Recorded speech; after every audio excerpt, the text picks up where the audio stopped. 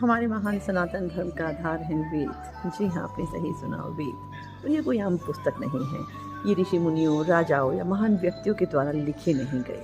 वेद तो सुने गए।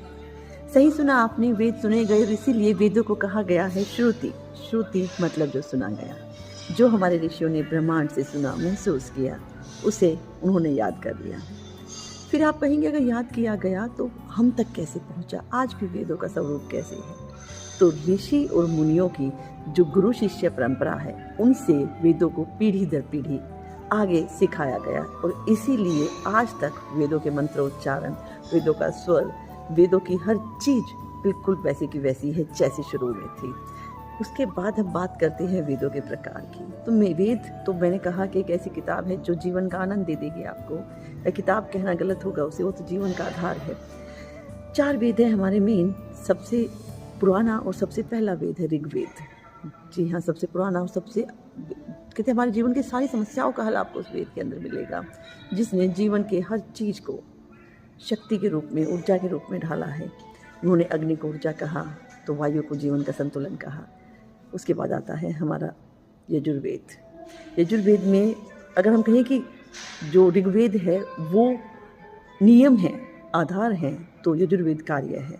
हवन कैसे करें, कर्मकांड कैसे करें, इन सब बातों का जवाब यजुर्वेद के अंदर आता है। और फिर आता है सबसे साधारण और सबसे बेहतरीन सामवेद। बेशक सबसे छोटा है लेकिन सबसे खूबसूरत है, क्योंकि इसमें स्वर है, इसमें संगीत है, इसमें मंत्रों का उच्चारण है। बहुत बेहतरीन तरीके से मंत्रोच्चारण के साथ, स्वरों के साथ उन्होंने हमारे जीवन के नियमों के बारे में बताया है।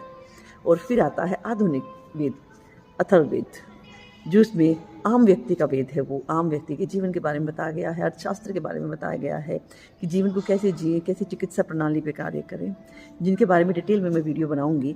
अब बात करते हैं वापस वेदों की। तो जी हाँ, वेद अंधविश्वास नहीं है, वेद किसी एक धर्म की किताब नहीं है, वेद किसी धर्म के खिलाफ नहीं है।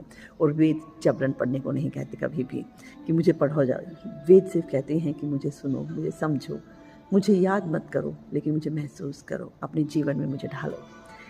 वेद उन सवालों का जवाब भी देते हैं जो आज का हमारा आधुनिक विज्ञान जिस पर रिसर्च कर रहा है। हजारों साल पहले वेदों में उन सवालों का जवाब दिया गया था। ब्रह्मांड की उत्पत्ति, जो आजकल हमारे क्वांटम फिजिक्स चली हुई है, ऊर्जा का रूपांतरण, वो वेदों में बहुत खूबसूरती के साथ बताया गया है। ऊर्जा के रूपांतरण के साथ साथ स्वर विज्ञान के बारे में वेदों में बहुत अच्छे से बात की गई है। आयुर्वेद की चिकित्सा के बारे में वेदों में बहुत अच्छे से बात की गई है। तो वेद अंधविश्वास नहीं है, वेद तो विज्ञान का बीज है, विज्ञान का आधार है। आज जो सवाल पूछे जा रहे हैं विज्ञान में, जिनका सवाल का हमारे पास जवाब नहीं है, विज्ञान ढूंढ रहा है, वेदों ने बहुत